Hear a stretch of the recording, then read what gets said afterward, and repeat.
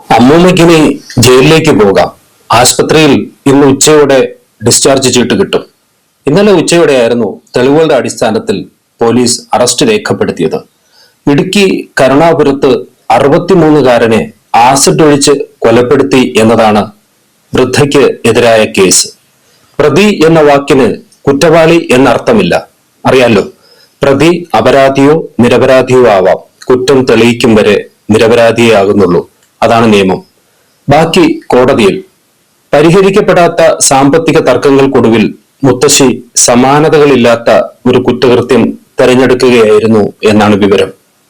ഒന്നുകിൽ വൃദ്ധ അല്ലെങ്കിൽ സുകുമാരൻ, ആരെങ്കിലും ആ വീട്ടിൽ കൊല്ലപ്പെടുമായിരുന്നു എന്ന് വേണം മനസ്സിലാക്കാൻ. കൊല്ലപ്പെട്ട സുകുമാരന്റെ പിതൃ സഹോദരി തങ്കമ്മയ്ക്ക് 85 വയസ്സായി. 2 ആഴ്ച മുമ്പാണ് ഏറ്റുമാനൂർ കട്ടച്ചിറ വീട്ടിൽ നിന്ന് മുത്തശ്ശി ഒരു യാത്ര പുറപ്പെടുന്നത്.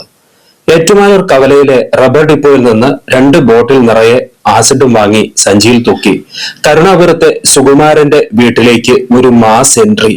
പിന്നെ എരിവും മുളകും തേച്ച 14 ദിനങ്ങൾക്കൊടുവിൽ വൃദ്ധ കുറിച്ചിട്ട പ്രതികാരത്തിന്റെ വഴിയിൽ മനസ്സു പതറാതെ കൈവിറയ്ക്കാതെ അതങ്ങ് നടപ്പിലാക്കി. കട്ടിലിൽ ഇരുന്ന് മുത്തശ്ശി ചുറ്റും നിൽക്കുന്ന പോലീസിനെ ഒന്ന് നോക്കി ചിരിച്ചു. അവൻ ചത്തോ സാറേ?